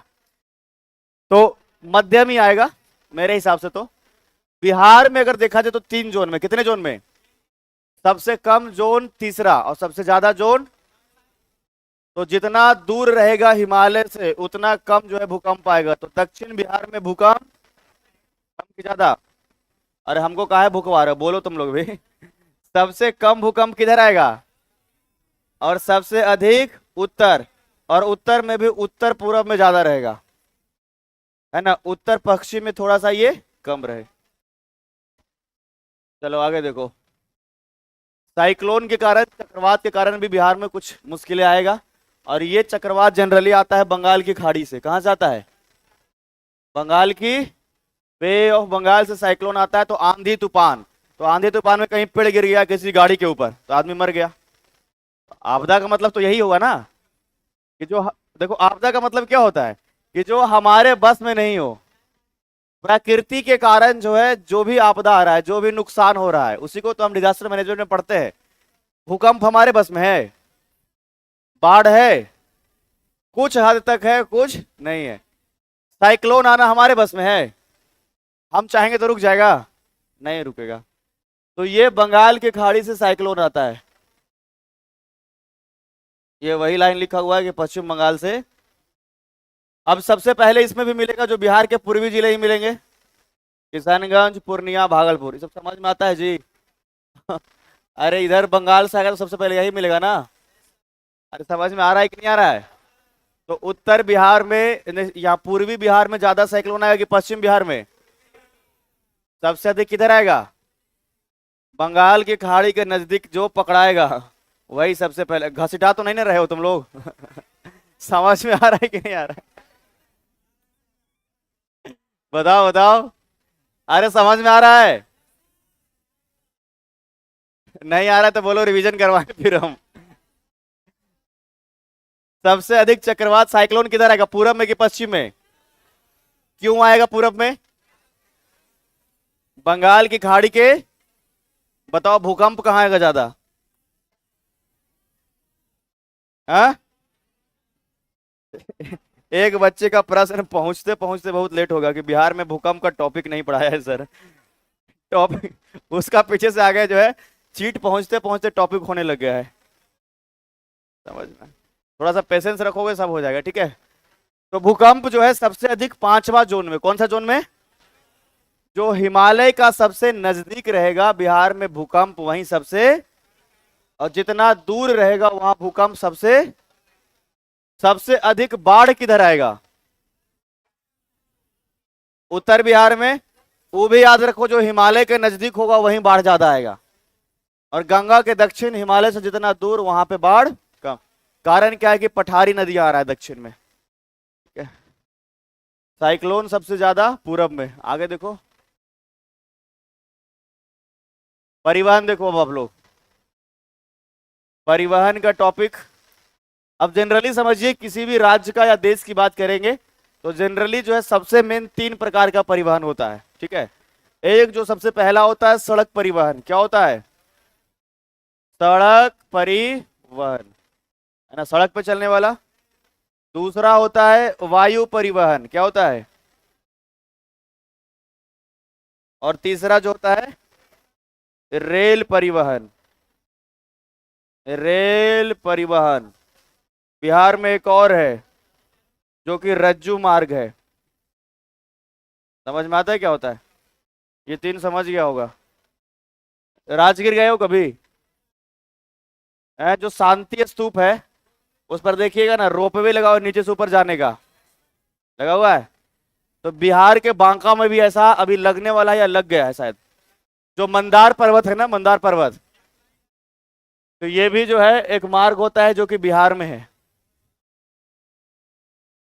हाँ, जल परिवहन नहीं लिखा? चलो एक और लिखना यहाँ पे, जल परिवहन। इसमें सबसे संपन्न बिहार में है सड़क परिवहन। कहाँ है, क्या है? और उसके बाद वायु, और तब फिर जल, और एक जो आपको मिलेगा इसमें रज्जु मार्ग। तो इसको चौथे नंबर पे करो और इसको पांचवें नंबर पे। बताओ क्या? नहीं, ये जनरली जो ये होता है, क्या बोला तुमने? जिप लाइन, रोप वे तो वो मतलब वो प्रॉपर वे को बोलते हैं ना जाने का। इसको एक बार गूगल करके चेक करो, रज्जू मार्ग को इंग्लिश में क्या कहते हैं। चलो इन तीनों को देखते हैं पहले, है ना। बिहार में सबसे अधिक जो है सड़क का नेटवर्क है, तो सबसे अधिक सड़क का नेटवर्क है, तो इसमें देखा जाए तो नेशनल हाईवे मिलेगा, स्टेट हाईवे मिलेगा, और जिला का जो है वो आपका पथ मिलेगा। तीन प्रकार के सड़क आपको सबसे ज्यादा मिलेंगे। नेशनल हाईवे जो राष्ट्रीय राजमार्ग होता है, दूसरा स्टेट हाईवे जो राजकीय राजमार्ग होता है, जिसको प्रांतीय राजमार्ग भी कहते हैं। बात समझ में आ रहा है। नेशनल हाईवे क्या होता है, वो सड़क जो कि सभी राज्यों को जो है वो राजधानी से जोड़ेगा। बात समझ में आया। जैसे मान लीजिए यहाँ बिहार है, वो मार्ग जो सभी राज्यों को राजधानी से जोड़ने वाला है, उसी को कहेंगे आप लोग नेशनल हाईवे। क्या कहेंगे, वह सड़क जो प्रत्येक राज्यों को किससे जोड़ेगा, देश के राजधानी यानी कैपिटल से जोड़ेगा। उसी प्रकार से हाँ यस ठीक है। तो जो प्रत्येक राज्य को किससे जोड़ेगा, जो स्टेट को कैपिटल, जो नेशनल कैपिटल से जोड़ता है, उसको कहेंगे नेशनल हाईवे। और अगर बिहार में भी कहा जाए तो यही बात है, प्रत्येक डिस्ट्रिक्ट को जो वहां के राज्य के कैपिटल से जोड़ेगा जो मार्ग, उसी को कहेंगे स्टेट हाईवे। क्या कहेंगे, तो बिहार के प्रत्येक जिलों से जो पटना के तरफ रोड जाता है उसको कहेंगे स्टेट हाईवे। क्या कहते हैं, प्रत्येक रोड नहीं होगा, समझ में आ रहा है। आपके गांव में जो रोड है वो जरूरी नहीं कि स्टेट हाईवे बन गया। दोनों का फर्क समझ में आ रहा है जी। नेशनल हाईवे का काम क्या है बताओ, राज्यों को राजधानी से जोड़ती है, राजधानी से जोड़ती है। दूसरा स्टेट हाईवे, ठीक है, जिलों को राजधानी से जोड़ती है। तो जब जिला लिख दिया है तो राज्य की राजधानी, और जब राज्य लिख दिया है तो ऑब्वियस सी बात है वही होगा ना। जब यहाँ राज्य लिखेंगे तो देश की राजधानी से जोड़ेगा, और जब जिला लिखेंगे तो राज्य की।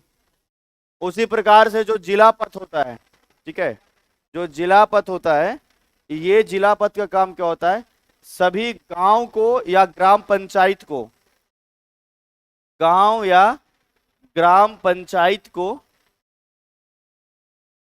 ठीक है, शहर से जोड़ेगा। बात समझ में आया। अरे आपके जैसे मान लीजिए कि गांव में रोड है, तो कहाँ जाता है, अगर शहर तक जाता है केवल, उसको क्या बोलेंगे, उसको बोलेंगे जिला पथ। क्या बोलेंगे उसको। दूसरा जो है उसमें स्टेट हाईवे, जो सभी जिलों को जोड़ेगा कहां तक, राज्य की राजधानी तक। और तीसरा जो है आपका नेशनल हाईवे, राष्ट्रीय राजमार्ग, जो कि प्रत्येक राज्यों को जोड़ेगा किससे। अब एनएच एसएच दोनों में फर्क समझ में आया। हाँ, एनएच मतलब नेशनल, वो सीधे कहां तक जाएगा, दिल्ली तक। कहां तक जाएगा। और अगर राज्य में एसएच कहीं पर लिखा हुआ है तो कहां तक जाएगा, रोड के किनारे लिखल नहीं रहता है, रोड के किनारे लिखा हुआ नहीं रहता है एसएच, और लिखा हुआ रहेगा उसमें कि इतना किलोमीटर यहाँ के लिए नहीं रहता है जी, नंबर दिया हुआ रहता है कि नहीं रहता है। और कहीं पे एनएच लिखा हुआ है, मतलब वो समझ लो दिल्ली तक रोड जाएगा। हाँ, जोड़ना ही है उसको। हाँ, तो वो आपके जो भारतमाला जो परियोजना है ना, उसके तहत वो घूर करके फिर वहीं आता है। उसमें आप देखोगे अलग अलग जो उसमें बना हुआ है, इस तरीके से बना हुआ है, ठीक है। कोई मान लीजिए यहां से यहां जा रहा है, फिर यहां से यहां, फिर वहां से वहीं पहुंच जाएगा। वो कनेक्टेड होना ही होना है, नेशनल हाईवे रहेगा, डायरेक्ट दिल्ली नहीं जाएगा, वो बात अलग है। अब ऐसा थोड़े नहीं कि आप चेन्नई में बैठे हुए हैं तो एक ही रोड को तुरंत पकड़े और दिल्ली पहुंच गए। साउथ में है ना, हो सकता है कई नेशनल हाईवे आपको चेंज करना पड़ जाए, नेशनल हाईवे की संख्या आपको कई बार चेंज करना पड़ जाए, लेकिन इसका मेन यही होता है। तो अगर इसकी लंबाई की बात करें तो ये प्रत्येक वर्ष जो है बढ़ते घटते रहेगा। समझ में आया? अभी का जो घटते इन द सेंस ये हो गया यहाँ पर कि घटना नहीं बढ़ना ही है केवल। तो बिहार में अगर देखा जाए अभी 5969 5969 किलोमीटर है, और इस बार के बजट में नेशनल हाईवे जो है बहुत अधिक बिहार में बढ़ने वाला है। अभी जो बजट मिला है उसमें नेशनल हाईवे की संख्या, स्टेट हाईवे कितना किलोमीटर है, 3638 किलोमीटर है। और अगर जो है, अगर यहाँ पर जिला पथ की बात किया जाए, एमडीआर की बात किया जाए, तो इसमें जो है 16,181 किलोमीटर ये आपका जिला का पथ है। समझ में आया जी? नेशनल हाईवे, स्टेट हाईवे और साथ साथ में जिला का पथ, MDR। अब देखो,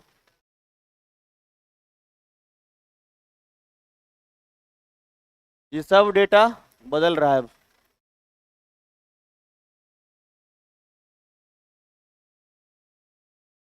चलो अब रेल परिवहन देखना इसमें।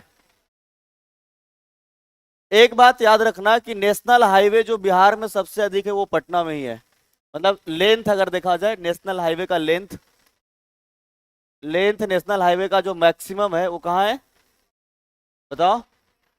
मैक्सिमम जो है वो पटना में है। सबसे ज्यादा नेशनल हाईवे का जो लेंथ है वो बिहार का जो कैपिटल है यानी कि पटना में ही है। रेल परिवहन को देखा जाए, बिहार में प्रथम रेल मार्ग का निर्माण 1862 में हुआ था। 1860 सबसे पहली बार जो बिहार में ट्रेन चलने का शुरुआत है कब हुआ है?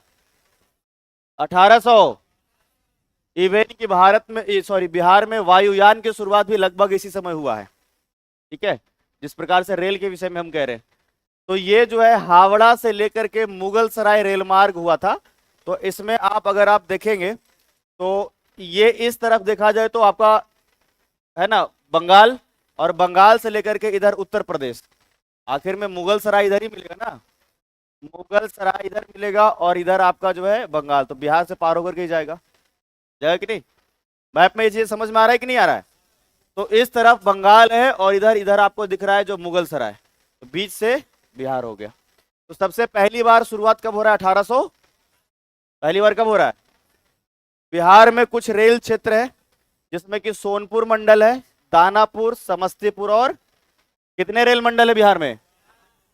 कितने रेल मंडल है? पहला कौन सा? दूसरा समस्तीपुर और सोनपुर, दानापुर, समस्तीपुर। मुख्यालय केवल एक जगह हाजीपुर में। भारतीय रेलवे के 19 रेलवे जोन में एकमात्र रेलवे जोन है जो कौन सा है? पूर्व मध्य रेलवे जोन है, जो कि हाजीपुर में है। कहाँ है? टोटल रेलवे में कितना जोन है? 19। कितना? जिसमें बिहार में जो है एकमात्र जगह कहां पर बताओ? बिहार में रेलवे जोन कहां है? कौन सा? पूर्व मध्य रेलवे का। कौन सा? पूर्व मध्य रेलवे, ईस्ट सेंट्रल रेलवे, जिसका कि हेडक्वार्टर कहां मिलेगा? ईस्ट सेंट्रल रेलवे, और इसका जो हेडक्वार्टर है आपका वो मिलेगा कहां पे? हाजीपुर में।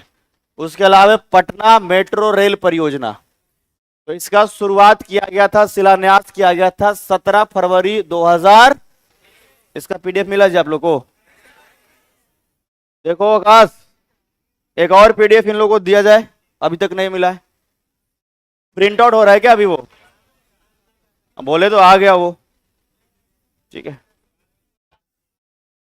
शुरुआत कब हुआ है पटना मेट्रो का? 17 फरवरी 2000। किसके द्वारा?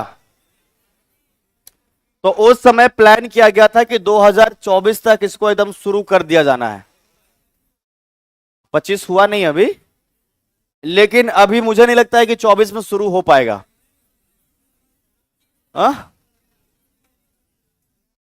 लग रहा था कि होगा, लेकिन अब जो है लग रहा है कि नहीं होगा।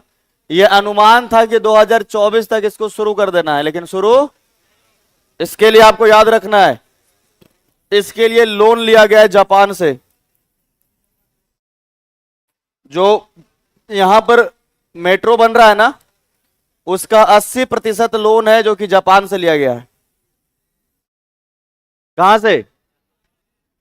पटना मेट्रो ट्रेन जो बन रहा है, लोन कहां से लिया गया है? टोटल लगभग इसमें जो है 80 नहीं, लगभग 60 से 80%, 60% व्यय सुलभ ऋण के रूप में जापान से लिया गया है। जबकि इसमें कुछ जो है 60% होगा जी। ठीक है, 60% जापान से, और इसमें कुछ राज्य की सरकार जो है और कुछ जो है इसमें केंद्र की सरकार, दोनों मिलकर के 40% में, राज्य सरकार और केंद्र सरकार मिलकर के 40% पैसा दे रहा है, बाकी 60% लोन में। तो यहां जब यात्री जब यहां अपना सफर करना शुरू करेंगे तो वापस जो है इसी लोन का भरपाई किया जाएगा लेकर के। नहीं, सरकार इतना पैसा नहीं देता, वो भी तो सोचता है ना कई बार इस बार सारा बजट यही ना खत्म हो जाए। समझ में आया कि नहीं? आपके लिए सुविधा तो दे दिया। आपको क्या लग रहा है कि बिहार में जो 5 जगह पर टोटल बन रहा है, यहां पर 4 और जगह पे बनेंगे। कहां कहां? मुजफ्फरपुर, दरभंगा, भागलपुर और गया में। तो इन क्षेत्र में जो बनेगा अगर यहां पर मेट्रो ट्रेन, तो आपको क्या लगता है सारा पैसा सरकार दे देगा, फिर लोन दे देगा, ये लोन चलते रहेगा अगला सरकार तक के। समझ में आएगी नहीं? 2-3 बार सरकार बदली हो जाएगा, तब तक ये लोन जाते ही रहेगा। जो यहाँ के यात्री इससे सफर करेंगे, यही पैसा तो भरा जाएगा बाद में। मतलब इतना खर्च थोड़े होता है, जितना लोग सफर कर रहे हैं इतना थोड़े ना खर्च होता है यहाँ पर मेट्रो को संचालित करने में, उससे कम होता है। तो जो वही पैसा बचेगा वो सब लोन में भरा जाएगा। जापान को भी फायदा है, उसके पास पैसा है, दे रहा है, उसको भी अधिक लाभ मिलेगा। पैसा लेकर के भाग तो नहीं सकते हो ना कहीं पे, सरकार का पैसा कहीं भागता नहीं है। हो सकता है अगर अंतिम स्थिति अगर बना तो आपका जमीन को वो रख लेगा। श्रीलंका को देखे, चाइना पैसा दिया था कि नहीं दिया था, और जब पैसा वापस नहीं कर पाया तो श्रीलंका पर कब्जा कर लिया। तो कोई भी जो है ना, बगल का देश हमेशा चाहता है कि अगर उसके पास संपन्नता है, प्रोस्पेरिटी है, तो बगल वाले को पैसा जरूर दे। बस समझ में आया कि नहीं? पैसा लो और वापस अगर नहीं दे पाओगे तो यही जमीन पर हमारा कब्जा हो जाएगा। हम तो चाहते हैं कि पाकिस्तान हमसे पैसा ले। समझ में आया कि नहीं यार? इस बात का पूरा भरोसा है कि वो पैसा वापस नहीं कर पाएगा। भरोसा नहीं, 100% नहीं, 200%। चाइना से पैसा लिया है ना, और कर्ज इतना अधिक बढ़ गया है कि जो अभी पहले वाले जो प्रधानमंत्री थे वहां पे, कौन थे? अरे क्रिकेटर कौन थे? इमरान खान। और वो बार बार बोल रहे थे बहुत मुश्किल मसला नहीं है जी, इसको हम लोग निपटारा कर सकते हैं अगर पूरे पाकिस्तान के सभी आवाम यहां का सोचे, अपना जो है योगदान दे। हमने डरना नहीं है। हाँ, बेचारे को खुद ही प्रधानमंत्री का पद छोड़ना पड़ गया। वहां के तो प्रधानमंत्री ही अलग अलग है। एक नवाज शरीफ खुद जेल में, इमरान खान खुद ही जेल में, प्रधानमंत्री ही जेल में जा रहा है। बताओ जनता क्या करेगा वहां का? कभी भी खत्म होने वाला पाकिस्तान का लोन नहीं है, पॉसिबल ही नहीं है। वायु परिवहन देखना इसमें, बिहार में वायु परिवहन 1960 में शुरू हुआ है। कब हुआ है? उधर भी जूम कर देंगे, टेंशन मत लेना, दोनों तरफ बता देंगे। बिहार में वायु परिवहन कब शुरू हुआ है? 1960 में।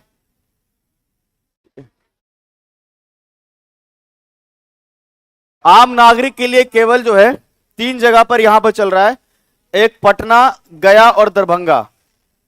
ठीक है, कोई आम नागरिक अगर ट्रेवल कर सकता है तो 3 जगह से कर सकता है। जयप्रकाश नारायण अंतर्राष्ट्रीय हवाई अड्डा कहां है?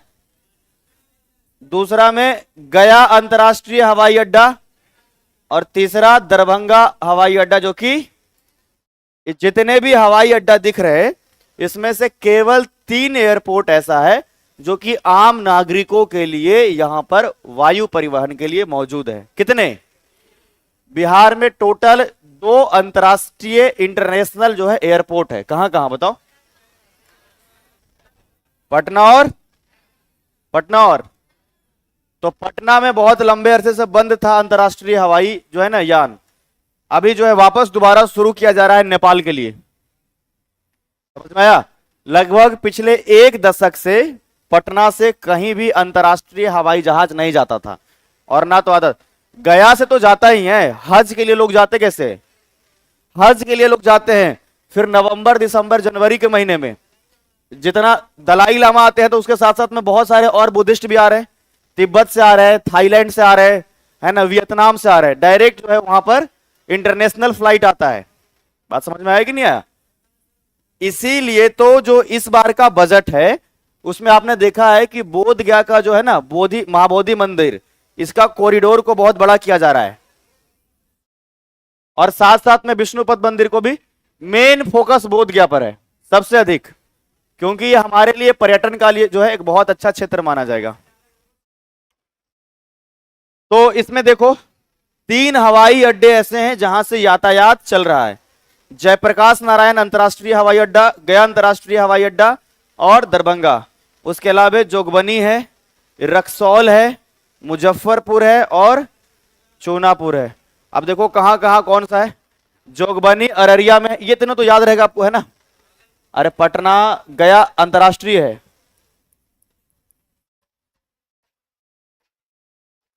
इंटरनेशनल हवाई अड्डा कहाँ कहाँ है? पटना, और पटना वाला का नाम क्या है? जयप्रकाश नारायण। दरभंगा वाला दरभंगा में, जोगबनी वाला अररिया में, रक्सौल आपका पूर्वी चंपारण, रक्सौल कहाँ है? ठीक है, उसके बाद मुजफ्फरपुर वहीं पर, चूनापुर हवाई अड्डा जो है पूर्णिया में है। पूर्णिया वाला हवाई अड्डा को दोबारा शुरू करने का जो है ना, मतलब जैसे आम नागरिकों के लिए शुरू करने का बात चल रहा है। पूर्णिया हवाई अड्डा को आम नागरिकों की शुरू करने की बात की जा रही। आगे देखो, अच्छा इंग्लिश वाला, एक मिनट, ये आप लोगों का पैकेज में है कृषि, उसका भी मिल जाएगा। जैसे जैसे प्रिंट आउट हो रहा है आप लोग को मिलते जा रहा है, एकदम ताजा ताजा प्रिंट आउट हो रहा है, समझ में? हम तो पहले ही बताए ना कि यहीं मिल जाएगा आप लोगों को। जिस हिसाब से आपने बताया कि 2 महीने बाद एक मिला, तो हमने कहा कि ये रिस्क नहीं लेना है, नहीं तो बच्चे फिर बाद में हर बार वहीं ऑफिस में चले जाते हैं। तो अगर एयरपोर्ट की बात किया जाए तो उसमें जो है 2 एयरपोर्ट जो है इंटरनेशनल, जयप्रकाश नारायण और गया। उसके अलावा 3 ऐसे टोटल एयरपोर्ट है जहां पर यहां से जो है ट्रांसपोर्टेशन शुरू हो रहा है एयरपोर्ट के माध्यम से, जिसमें जयप्रकाश नारायण, गया और दरभंगा। बाकी जोगबनी हमने बताया, जोगबनी अररिया में है। रक्सौल कहाँ है? अरे जगह ही है पूर्वी चंपारण में रक्सौल। मुजफ्फरपुर यहीं, और आपका चूनापुर जो है आपका पूर्णिया में। तो पूर्णिया वाला को आम नागरिक के लिए शुरू करा जा रहा है, ठीक है, बहुत जल्द, आई होप सो, आम नागरिक के लिए शुरू करने की बात किया जा रहा। तो यहां के सांसद कौन है? श्रीमान पप्पू यादव। उन्होंने ही जो है इस बात को पार्लियामेंट में कहा है। जल परिवहन, बिहार में बहुत कम है जल परिवहन, समुद्री हिस्सों में ज्यादा होता है। जहां समुद्र या समुद्र के किनारे का जगह होगा वहीं पर ज्यादा। देखो यहां पर जल परिवहन समुद्र एवं नदियों के माध्यम से होता है, ठीक है। तो बिहार तो एक लैंडलॉक जो है स्टेट है, ये समुद्र से जुड़ा हुआ, तो जनरली जो यहां पर जल परिवहन होगा वो नदियों से संबंधित होगा। संबंधित, अरे नदी में ही चलेगा ना ये परिवहन, तालाब में थोड़े चलेगा। तो इसमें देखा जाए गंगा नदी में इलाहाबाद से लेकर के हल्दिया तक के राष्ट्रीय जलमार्ग संख्या 1 बनाया गया है, जिसकी कुल लंबाई कितनी है? 1600। तो देखो इधर इलाहाबाद से कहां तक आ रहा है? हल्दिया। इलाहाबाद से कहां? हल्दिया कहां है? हाँ कहां है? पूर्वी चंपारण, पश्चिमी अरे जा रहा है ये वेस्ट बंगाल तक के, समझ में आया? इलाहाबाद से लेकर के, समझ में आया? तो इसका नंबर जो संख्या 1 है, ठीक है, राष्ट्रीय जल मार्ग संख्या 1 है, ठीक है। एक बृहद भाग बिहार से होकर जो है बक्सर से लेकर के भागलपुर तक के गुजरता है। बक्सर से लेकर के, तो बक्सर से गंगा नदी प्रवेश कर रही है और भागलपुर तक बहुत अधिक, उसके बाद कटिहार से ये बाहर भी चली जाती है। समझ में आया कि नहीं आया? बिहार में 2 लघु जल मार्ग है। अब लघु जल मार्ग लिख दिया, इसका मतलब सीधा समझ लेना राज्य में ही रह जाएगा। बात समझ में आया? जैसे वहां नेशनल हाईवे बता रहे थे, इस प्रकार से यहां राष्ट्रीय जल मार्ग है जो कि केवल नंबर 1 में, जैसे NH1 वहां कैसे होता है, वैसे ही यहां पर समझ लो राष्ट्रीय जलमार्ग संख्या 1, कितना, जो कि इलाहाबाद से कहां जा रहा है, ये पूछेगा, ये नंबर जरूर याद रखना है, ठीक है। उसके अलावे बात करा जाए तो बिहार में 2 लघु जलमार्ग है, जिसमें जो है बरारी घाट से महादेवपुर घाट है, और दूसरा है मोकामा से लेकर के, तो मोकामा पटना से लेकर के बरौनी बेगूसराय। बरारी घाट कहां है जी? भागलपुर। और महादेवपुर घाट ये भागलपुर है, तो बताओ वो कहां है? ठीक है, तो पहला इसमें कहा है बरारी घाट से लेकर के, और दूसरा कहां है? मोकामा से लेकर के बरौनी तक। चलो अब देखो याद रखना कुछ, बिहार से जीटी रोड भी गुजरता है, नेशनल हाईवे वाला में याद रखना। बिहार से जीटी रोड भी गुजरता है, ग्रैंड ट्रंक रोड। बताओ कहां कहां से?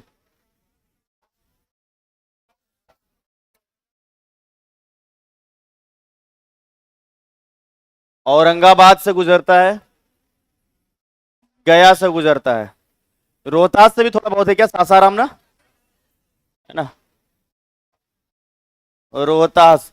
तो यहां जो है आपको सासाराम मिलेगा, ठीक है।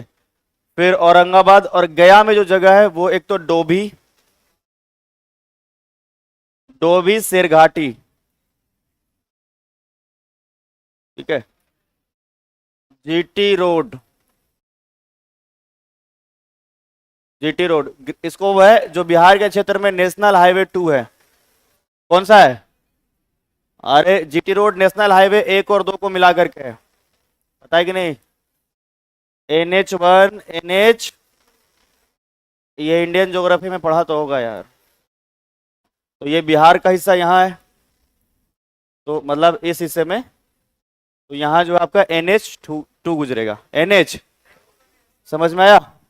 कोई जो देना तो बुक मुझे ज्योग्राफी वाला, और ये बिहार स्पेशल वाला देना मुझे।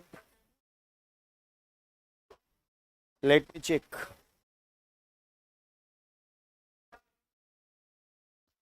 गया में क्या हुआ, क्या घट गया? PDF शेर, शेरघाटी तो है ही। अरे डोभी और शेरघाटी एक ही साथ तो है, अलग थोड़े है। गया में ही तो है शेरघाटी, अलग थोड़े है ये सब, मतलब तुम लोग को समझ में नहीं आ रहा है ये शेरघाटी नहीं है सर, ये क्या मतलब है? ऐसे तो तुम लोग का प्रश्न रहेगा ना कि बता नहीं सकते हैं। डोभी और शेरघाटी का मार्ग एक ही तो है ना, एक तरफ डोभी एक तरफ शेरघाटी।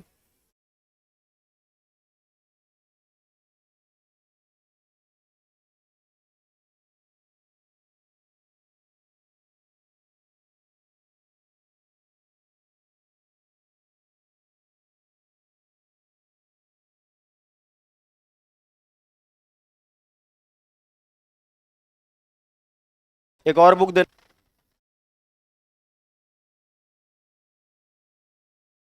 ग्रीन बुक जिसके पास था, ऑफिस में चला गया, हाँ लो, ऑफिस से कलेक्ट कर लेना तुम, ठीक है।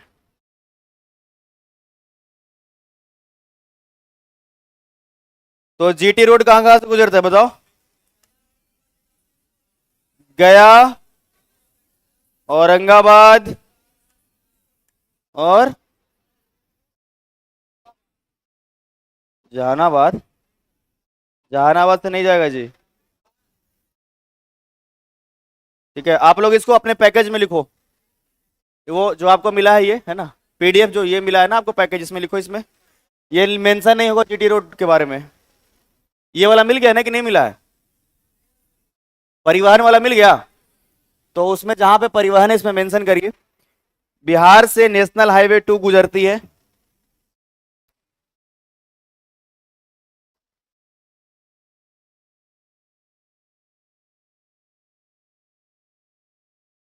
इट्स क्रॉस्ड फ्रॉम बिहार, और उसमें दोनों ही मेंशन करने हैं आपको, जीटी रोड भी लिखना है, ठीक है, और नेशनल हाईवे 2 भी लिखना है आपको ब्रैकेट में। 119, रुको, बिहार से ग्रैंड ट्रंक रोड गुजरती है, ब्रैकेट में जीटी रोड गुजरती है,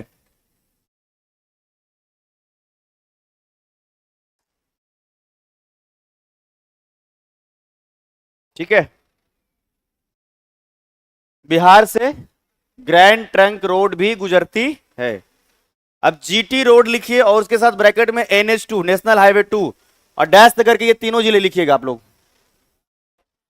रोहतास, इंग्लिश वाला भी लिखो, तुम लोग के लिए अलग से इनविटेशन मिलेगा। औरंगाबाद और गया, कैमूर भी है, लो दिखाओ तो जरा फटाक से, कैमूर भी मेंशन कर देना, उसमें है मेंशन, दिखाओ दिखाओ, दिख रहा है इसमें,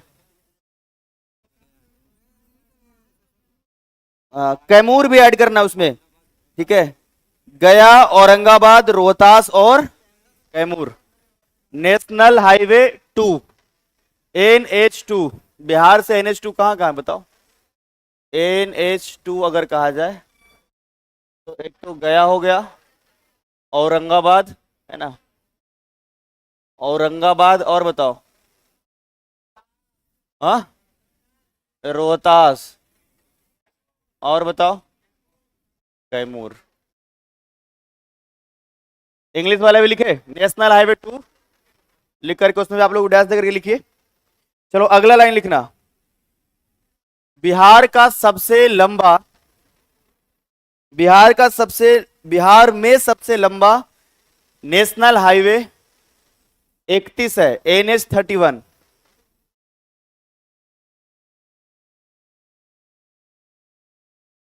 the longest national highway in Bihar is NH31। The longest national highway in Bihar है ना इज NH31 नेशनल हाईवे। इसमें लिखना, लिखो, इसमें लिखना NH31 लिख करके डैश देना और उसमें लिखिएगा, ठीक है, NH31 लिख के डैश लिखिए और उसमें लिखिए आप लोग मोकामा, ठीक है। तो मोकामा लिखा हुआ तो पटना भी आप समझ सकते हैं कि पूरा कंसिडर इसमें। रुको और बताता हूं, बक्सर, हाजीपुर, हाजीपुर, ठीक है, सारण से लेकर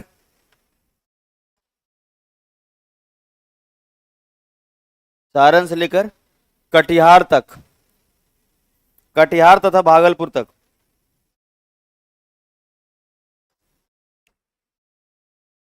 लिख लिए? कटिहार तथा तो सबसे लंबा नेशनल हाईवे बिहार में कौन सा है? NH31। स्मॉलेस्ट नहीं पूछा जाएगा, पूछा जाएगा तो लॉन्गेस्ट ही पूछा जाएगा।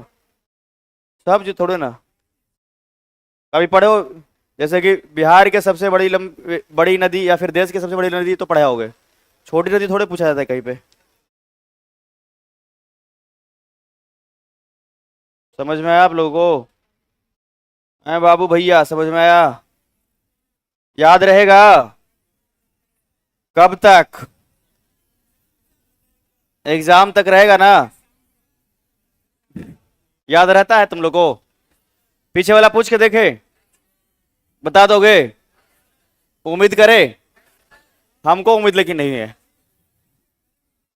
हम आप लोग को यह बता सकते हैं कि किस सवाल का जवाब तुम लोग दोगे और किस सवाल का जवाब नहीं दोगे। बता दें हम? पहला प्रश्न जो पूछेंगे उसका जवाब नहीं दोगे।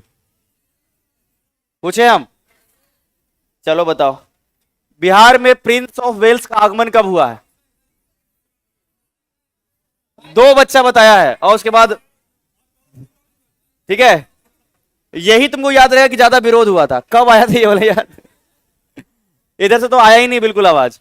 1-2 बच्चों का बिल्कुल सही था, तो ये नहीं देने वाला में उत्तर था। अब देने वाले में बताएं, बताओ इसमें सदाकत आश्रम की स्थापना किसने किया है?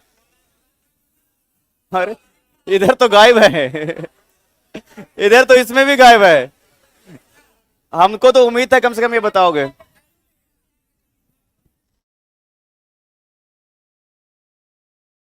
ठीक है, हमको तो यहां तक उम्मीद था कि ये इधर बता ही नहीं रहा था। बताने वाले में भी तुम लोग जो है ऐसे कर रहे हो, ये तो गड़बड़ है यार। और पूछे? अगला नहीं बताओगे? पूछे? बताओ, बिहार में साइमन कमीशन का बहिष्कार किसने किया था? खाली ये चल रहा है, ऐसा नहीं होगा। आया नहीं ना?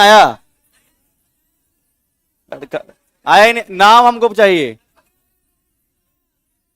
यहां पर के 2-3 बच्चे बता रहे हैं, ठीक है।